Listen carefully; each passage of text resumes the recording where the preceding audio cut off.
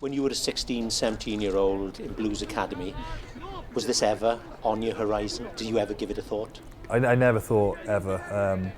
Without sounding arrogant, in a way I thought I was going to play for Wales, so I was so desperate to achieve that, and I really believed in myself from a young age. But captaincy would never ever have even crossed my mind. I wasn't captain at under 16s level for Wales. Under 18s then, I remember Roland Phillips was my coach then, and he picked me as captain. I remember thinking, I said yes, but I didn't want to do it. But I thought, oh, I look good on my sort of youth CV if I want to get in the Blues Academy and kick on there. But then I did it again at 19s, did it again at 20s. I thought then I'll do it at age group level. You know, I got a good sort of youth CV, and I'll go into professional rugby then. And it was handed to me again at a young age in professional rugby because I didn't see myself at all as a captain really. But I guess now I've done it for like 4 years. I've slowly grown into the role with a lot of help from players along the way. And now I finally find it comfortable after about 8 years. So yeah, ever since I was under 18s really, I guess you've been slowly groomed, but it's taken a long time for it to feel natural. Hand on heart, can you say that you really enjoy captaining?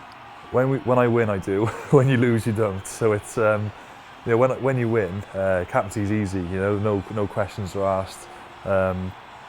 Players obviously go back and have a good look at the game where you can improve. But then when you lose, then you know, from a press perspective and externally, your fingers are pointed everywhere. It's not like that obviously within the team, but when you lose, it's a lot harder. So yeah, so when you're winning, it's easy. When you lose, it's a lot more difficult. And if the legs and the other bits last, how long can you maintain this captaincy? God, you know, I don't expect. It's the same with selection. You don't want to ever become like a comfort zone and think you've got it for the next few years. So I said one of my problems of being given the captaincy was you want to go into team selections and have those butterflies of not being sure if you're in the starting team or not, and you don't want to become complacent. So you know, each campaign I won't presume I'm going to be captain. I'll go and have a look at the team announcement and see if I'm still announced as captain. So you know, people call me captain outside of campaigns, but I'll say, well, you know, I was captain. I don't know about, you know, next time. So yeah, I'll never take it for granted. So whether I do it another 2 more times in this campaign or whether it continues through to World Cup, you know, I don't know. So yeah, I just take it, you know, each game at a time really, because you never know when things can change. You've got this fantastic record.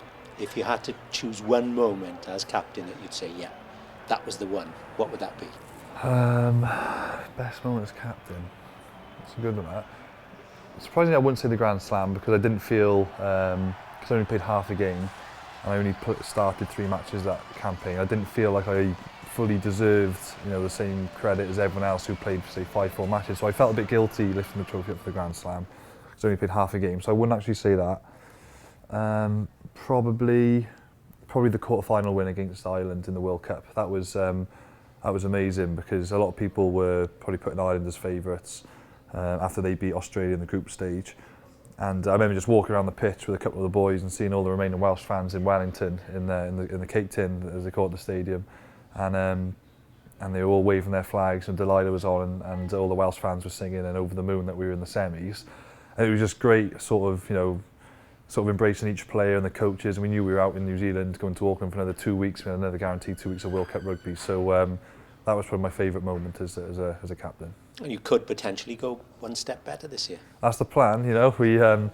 I think we haven't spoken about the World Cup a lot, honestly, to be honest. You know, it's the coaches have talked about it because, you know, they kind of know without anything going, you know, dramatically wrong that they're going to be there for the World Cup. But as players, you know, we don't know whether we're going to be there, so it's a lot harder to talk about it.